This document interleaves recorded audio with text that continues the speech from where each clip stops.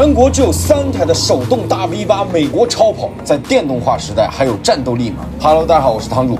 前段时间我一直忙着拍小米苏7、伊兰特恩、Ioniq 5N，于是就有粉丝说：“你怎么不拍你的大50了？不说我都忘了。”我这台科尔维特 C7 过去2年加在一起都没开超过1000公里，尽落在角落里吃灰了。恰好前段时间我要去秦皇岛首钢比赛，而且那几天秦皇岛首钢恰好有一场圈速赛，于是我立马着手准备翻新一波，还找京城著名的胎贩子小李买了2条全新的光头胎，韩泰 F200。那肯定会有人好奇，为什么只买2条光头胎？因为很简单，小李店里面恰好有2条同样型号的旧光头胎，留着也没啥用，那买2送2，还免得让小李占地方，这很合理吧？我答应他买2个前轮，我送他2个后轮。那为了这次拍摄呢，我还专门弄了一台蓝图的梦想家充当我们的保障车，我们再也不用挤在那个拥挤的 LS400和 M35里面了。所以废话不多说，我们开始行动吧。上一次我把 C7 弄到秦皇岛首钢去呢，是发小板车过去的。大家都知道小板车价格非常的贵，那这回我已经有了蓝图梦想家给我装行李了，我还发板车，这个钱我省下来给14K 买水喝，它不香吗？14K。咱们把 C7 和梦想家直接都开过去，省钱。之所以弄一台蓝图梦想家充当我们的保障车，是因为在过去的几个月里，我一直用我自己那台 LS400以及 M35充当保障车，而这2台车不管是在装载空间、乘坐舒适性以及智能化上，跟现在的这台蓝图梦想家 MPV 都完全不在一个层次。我也终于理解以前那帮玩赛车的大哥们为什么去赛车场都人手一台阿尔法了，以前还觉得他们装，现在逐渐理解 MPV 的舒适性是真的好啊。那废话不多说，我们就开始装行李吧。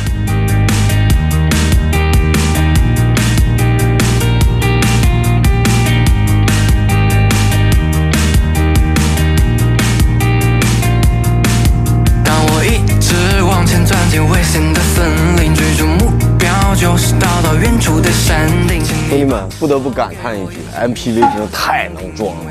我那4条超级宽的大宽胎，直接就上下一摞就完事了。后面我这行李、千斤顶什么的往上一放，这中间还有一大片的空间可以放东西，太离谱了。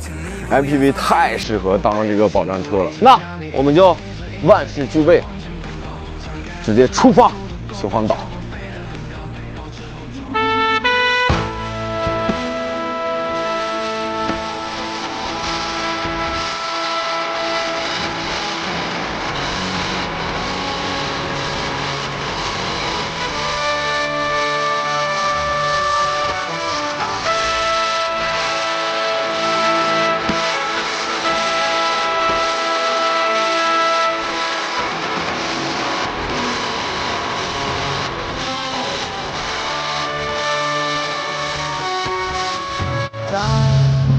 本来我想在路上让他俩来换着开，让我去坐一下那个梦想家，没想到我们走了不一样的道路。哎呀，这个车太吵了，我耳朵现在都快耳鸣了。跑高速还得是梦想家这种车，又大又安静，配置又高，座椅还软。但是很苦逼的就是我现在必须只能开这个车。本来一开始我还嘴硬，说这个车啊长途大巡航车，开了100多公里，现在稍微有一点点受不了了。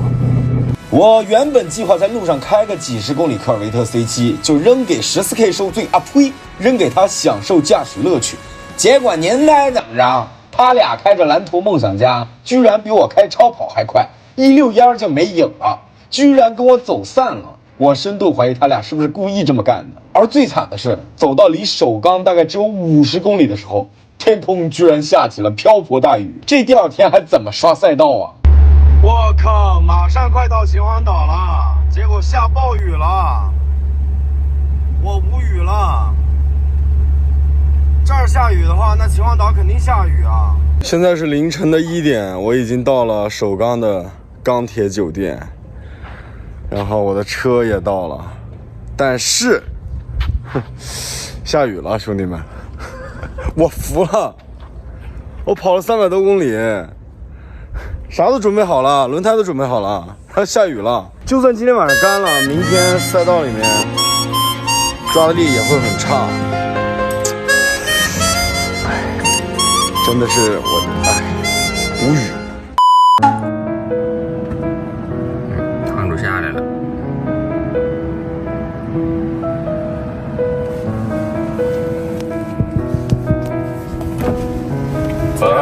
你俩昨天晚上开的挺爽啊！哎，就一般爽吧，腰也不疼，反正是。好消息是第二天天空放晴了，但是坏消息是赛道的路面还没有完全干透，很多弯心都完全是湿的。这大马力的后驱车配上光头胎，在这种半干不湿的地面上刷极限，那就是在脸上写满了我想修车。不过思索再三，本着来都来了的精神，我还是决定先把光头胎换上再说。我就赌赛道路面一会儿就干，且下午不会再下雨。我们被吹得越来越远，变了如此陌生。小馍按着，座椅通风通着，外卖吃着，这小面，不香。帮我打开座椅通风了，这也太舒坦了吧！就跟有个在你背上，给你捏着，太舒服了。要不说那些大哥为啥跑赛车场就带 MPV 来呢？真会享受。等了一个中午，随着赛道上的车越来越多，地面也终于干得差不多了。在蓝头梦想家的后座上休息得很好的我，也精神抖擞，准备开干。那么问题来了，这台460匹经过基础改装，搭配2星2旧光头胎的科尔维特 C7，究竟能在3.8公里长的首钢赛道刷到多少呢？作为参考，首钢目前最快的手动后驱车是一台最新款的 A91 Supra， 使用倍耐力的 DM 光头胎，最快成绩是1分49秒739。那么我这台老款的美式大 V8 能否撼动这台日元苏呢？科尔维特 C7 首钢只刷了3圈，最快圈速是1分51秒393，慢了 Supra 1.6秒，在首钢的总榜单中排名第10。其实这个成绩已经很快了，但是无奈对手确实是强啊 ！Supra 不愧是跑车架构，再加上德国大涡轮，果然名不虚传。当然了，车手开的也好，我一时之间还奈何他不得。本来呢，我还想再刷一节，看看能不能破了这个记录，谁知道天空又下起了瓢泼大雨了。兄弟们，现在是1分51，但是没戏了，因为下暴雨了，地面已经完全湿了。大老远飞奔300多公里，结果到了目的地只刷了3圈就结束了。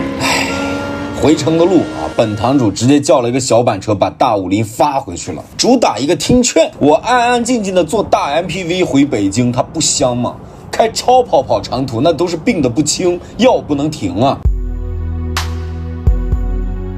哇，最终我们最后一节还是没有刷，还是得走，要不然来不及，因为我要赶飞机。对，太赶了。然后这才是我现在第一次开上这个车，我第一印象就是这个车好大呀，前面的这个整个前挡风，然后侧面后视镜、方向盘各种按键都非常非常的大。哇，亏电之下这个动力还行，然后它发动机的噪音也不是很大。我开过很多的那种增程车，他们如果是亏电情况下，发动机介入，然后那个发动机声音会非常的吵。那个阿尔法也是一样，阿尔法100多万的 MPV 啊，就是它那个发动机介入，那发动机就跟3缸发动机缺了缸一样，非常离谱。蓝图梦想家这种插混式的 MPV 对比传统的纯汽油 MPV， 为什么是降维打击啊？首先从动力上面来说，这台车标配前后双电机，标配4驱，然后呢，它的马力是420千瓦，等于是571匹，扭矩是840牛米。我的 C7 460匹，610牛米，比我的 C7 的动力数据还要猛。只不过这个车它比我 C7 重，我 C7 是1吨5多啊，这个车是2.5吨多。所以呢，这台车在正常的动力之下呢，它的0百是5.9秒。但是5.9秒，如果对比传统的燃油 MPV 来说，依然是降维打击。你在传统的燃油 MPV 里面你是找不到0-100加速5.9秒的车的。再加上这台车它的车长是5.3米啊，比 GL8 还大。哈，在这个价位里面，我没记错的话，应该算是独一份了。第二点是智能化啊，智能化这方面那就更加是降维打击了。这台车配备了高通骁龙8155的芯片，前排有3块大连屏，12.3寸的，前后排座椅都有座椅通风、加热、按摩，随时随地休息，哇，那感觉真的超级棒。嘿，蓝驼，我在啊。打开前排的座椅通风、座椅按摩。好嘞，马上为你执行。哇哦，哎，这开车太舒服了，这传统的 MPV 里面不可能会有这种东西的呀。第3点是舒适性，尤其是隔音。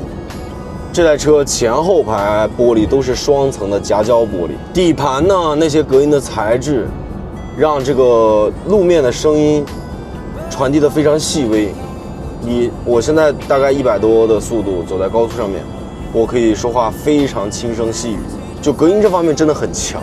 你在车里面，后排的乘客他的手机在把音量弄得很低的情况下，稍微叮咚响一下，你都能完完全全听到。你对比以前的纯燃油 MPV 的话，我们就随便对比一下比较火的几款，什么奥德赛、艾力绅这些车，那底盘那能叫有隔音吗？你走在稍微有一点点碎石路面的时候，那个碎石子儿直接打底盘上，叮铃咣啷叮铃咣啷，跟交响乐一样。奥德赛、艾力绅那隔音我真的是不忍吐槽。GL8的隔音不错，GL8行驶起来整个底盘的质感也不错，但是 GL8它的油耗相对高一点啊。最重点是埃尔法这个车呀，嗨，说起这个车我真是有1万种方式可以吐槽它。首先是隔音，你别看它是100多万的车，但是那个车的隔音其实比奥德赛好不了多少。底盘非常的单薄，也是那种石子儿，稍微有一点点声音就滴里咣啷滴里咣啷往里面传。第二点呢是埃尔法那个发动机，当你开起来的时候，它那个发动机只要一介入啊，那个发动机就跟3缸的发动机还缺了缸一样的啊，滴里咣啷滴里咣啷，而且动力奇差无比，注意我的用词，奇差无比。发动机给你的感觉就是光吼不走，我无法理解，我真的无法理解，一个隔音这么差，动力还这么差的一个 MPV 居然能卖到100多万。我刚才说的这一段啊，真的没有任何拉踩的意思。如果你们不信啊，觉得我是故意在踩那些品牌，然后来抬高这个蓝图梦想家的话，你可以去找一台来试一试。第3点就是安全性。一提起蓝图梦想家这个车呢，其实我脑子里面第一个蹦出来的是一路有车做的那个视频，他们当时拿了一台埃尔法跟蓝图梦想家对撞，埃尔法呢当时撞得惨不忍睹，但是蓝图梦想家呢非常非常的好。后来我也查资料了，就这个车全车用了非常多的高强度的钢，确实在安全性上面，在乘员区、溃缩区，还有逃生空间，还有车门打开这方面，方方面面的主被动的这个安全性都做得挺不错的。尤其是啊，这个蓝图梦想家，不知道大家注意到没有，它前面的车头设计的非常长，这是一个非常好的设计。前面的车头设计的长呢，它其实就意味着万一不幸前头发生了一些碰撞，它前头的溃缩的区间就要相对大一些。当然了，也不是说前面的车头长它就一定安全。比如说 GL8 的车头前方看着还挺长的，但是 GL8 的碰撞成绩其实也非常一般。这些东西都是有据可查的，兄弟们，不是我故意拉踩，只是因为我开过、坐过、见过的 MPV 真的很多。我开一台蓝图梦想家，我就不自觉的会脑海里面会浮现出那些车的一些条件，就会拿出来做对比。这个是属于我们的一些特有的优势条件，没有办法，谁叫我开车开得多呢，对吧？所以综合以上的这些点，你就会发现为什么类似于蓝图梦想家这种插混式的 MPV对于传统的纯燃油 MPV 一定是降维打击，因为它真的解决了用户长期以来的痛点。首先就是像 MPV 这种车，它一定很大很重，它如果做成纯燃油车，油耗就一定低不了，你不可能打破物理定律，对不对？但是插混式 MPV， 它日常可以用电，它电跟油混着跑的时候，它的油耗又很低，所以它既没有纯燃油车那么的费油，又没有纯电车，还有里程焦虑。你既可以充电跑，也可以加油跑，你去哪儿都行，你去西藏都行，完全没有任何地方能阻止你。所以我一直说，包括我前几年都说，可能对于纯电车来说，很多家庭如果他家里面只有一台车的话，买纯电车其实不是一个特别明智的选择。但是插混式的车就不一样了，你家里面哪怕只有一台车，插混都完全适合你。这要不是现在这个时代这么卷，你放以前你想都不敢想。